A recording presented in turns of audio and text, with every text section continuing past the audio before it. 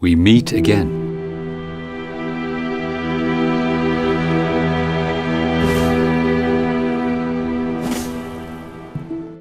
Hey, how's it going everybody? It's TheGameconomist, and today I'll be working with the Chaos Blade.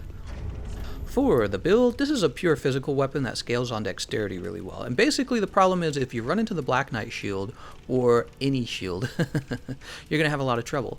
And so what I've done is I've gone with like 60 dexterity. I've gone all the way for damage. After 60, it doesn't scale very well. It's not worth it. It also doesn't scale very well in strength, so that's not worth it either.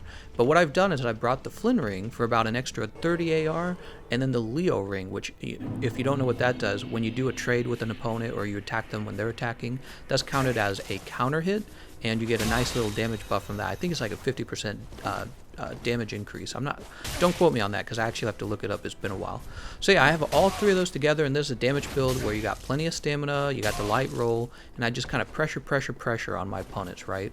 And one of the reasonings behind this is since you can't deal chip damage through the Black Knight shield, you should be at least out trading the Lothric Knight longsword if you come in with a running attack, or if you come in with a one-handed R2, which is also a thrusting attack. I actually got 700 damage on a fully charged R2 once or twice. I don't know if it's in the footage. I'll try to point it out.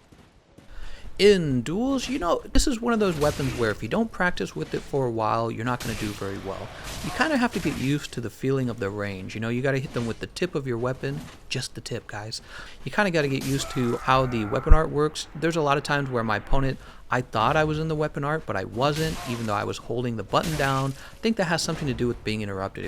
If you're holding down the weapon art button and your opponent interrupts you and you're still holding onto the button, you're no longer in the stance. So, you gotta get used to that.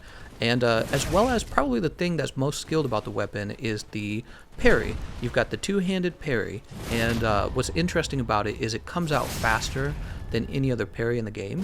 So if you're used to parrying with something like the Caestus or like a small shield, you kind of have to unlearn that. And it's not too hard, actually. If you've gotten used to parrying is a lot more about detecting and predicting your opponent. You just kind of have to get used to the different timing, and when you do, it kind of turns into a typical parry, and it's useful being able to two-hand your weapon.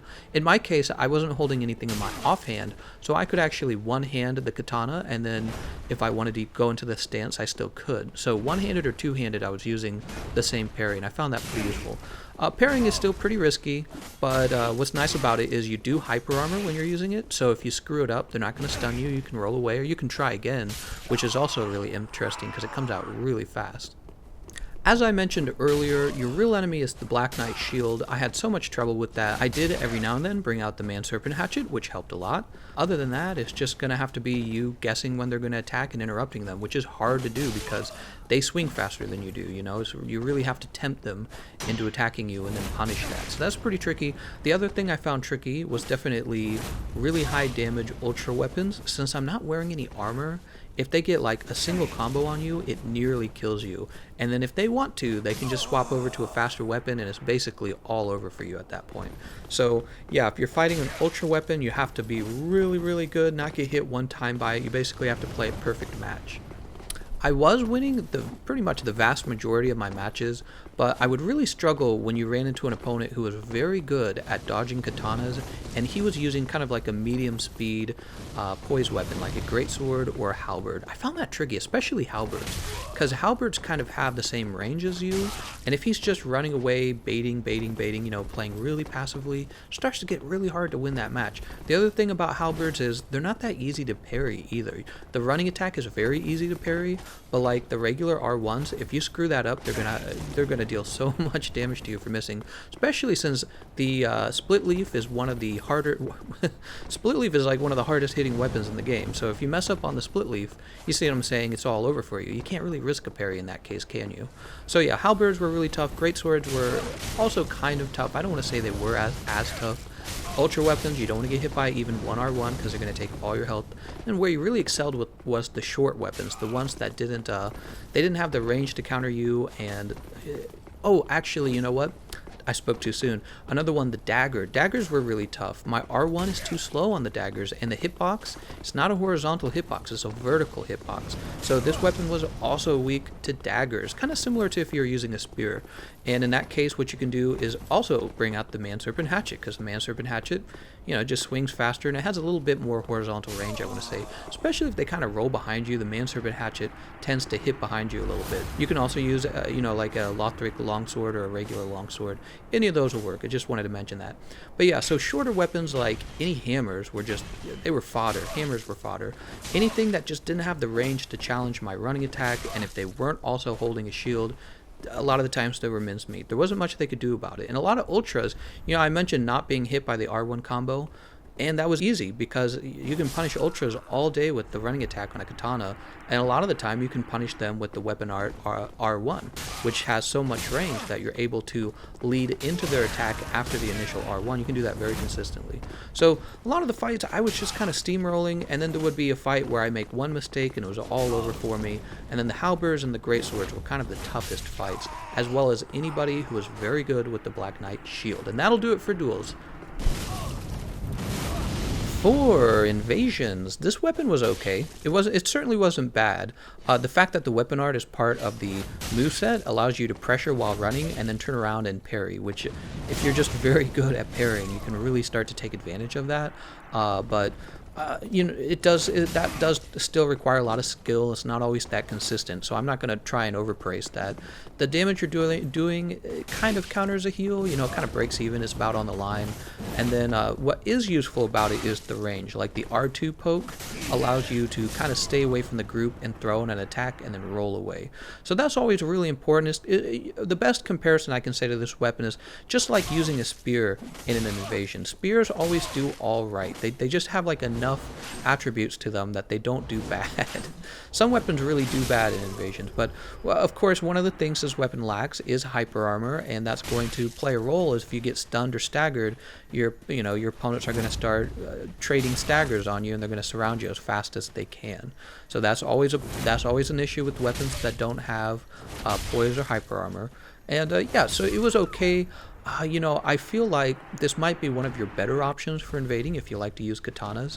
I think, you know, I haven't used the frayed blade yet, but I already suspect it's not that good. If you use either of the weapon arts on the frayed blade, your opponent's just going to run away and heal.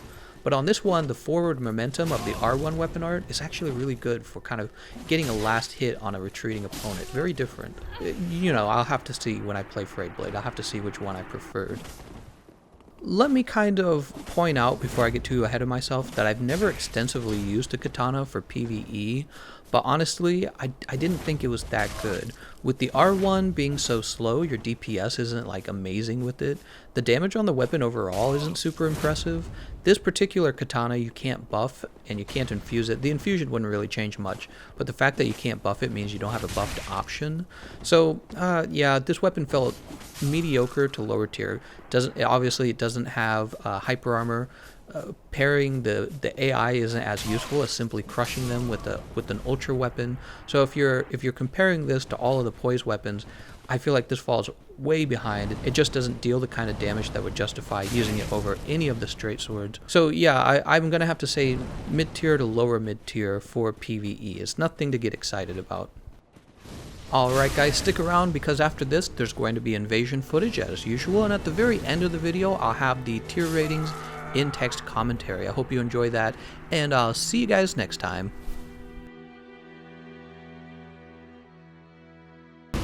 I've heard all about you. I'm Shiva of the East, captain of the brigade.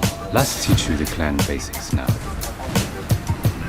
Traitors aren't given a second chance for any reason. That's about it then. Don't worry. It's a good old time, isn't it? Great to have you with us.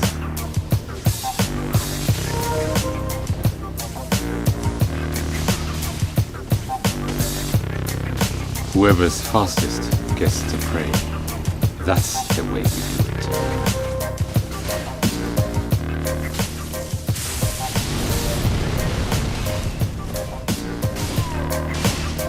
Excellent!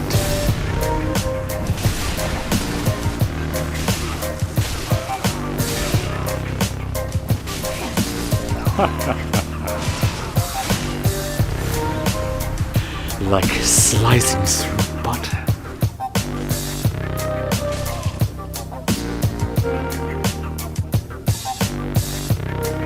Don't you run away! Be still, you rat!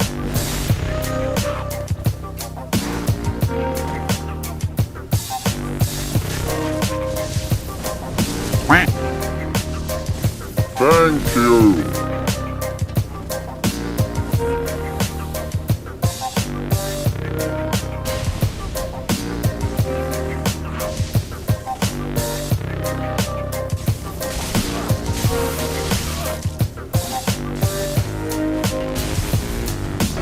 It's a trap!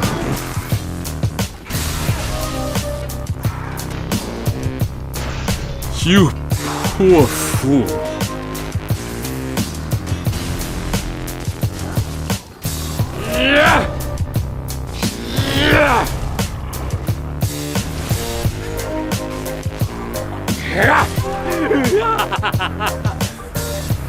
Have a look at my sword, for it's the last thing you'll see.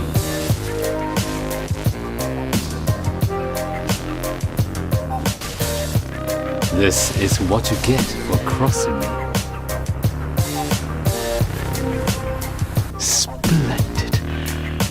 The Chaos Blade. Look into the vortex. Wonderful. Simply wonderful.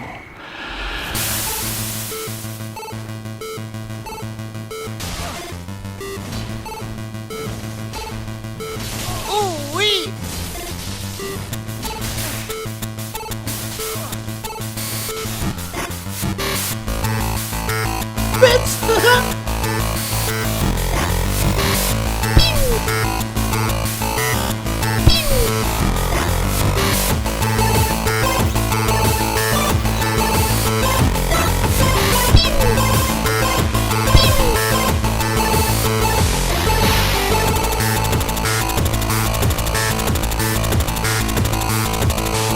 Have you heard of Chaos Blade, the legendary sword of the ancient undead master Makoto? Its blade a swirling vortex. I heard it's somewhere around here. NANI?!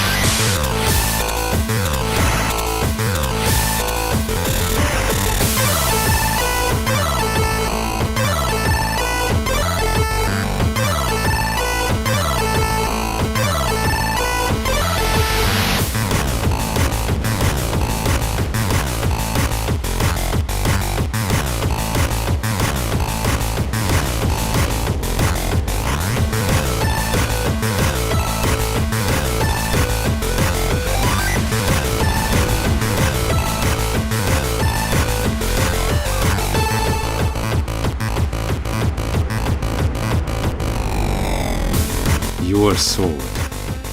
Is it not the Chaos Blade? I've been searching for her for ages. I beg of you, and I promise repay you. Will you give the sword to me?